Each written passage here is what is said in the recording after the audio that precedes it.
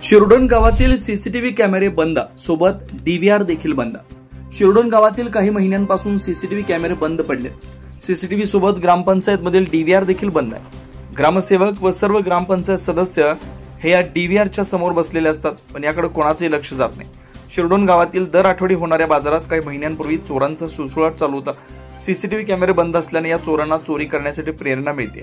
तसेच अन्य चौकात देखील कॅमेरे आहेत, पण असून अडचण नसून खोळंबा म्हणायची वेळ नागरिकांवर आली।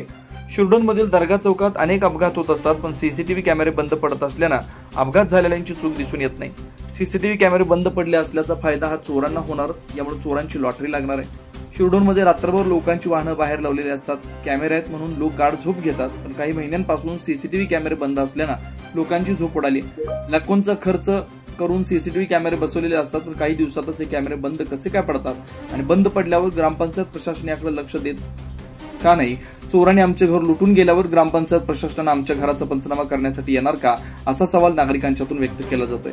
शिवार न्यूज साठी हैदर अली मुजावर, शिरडोन।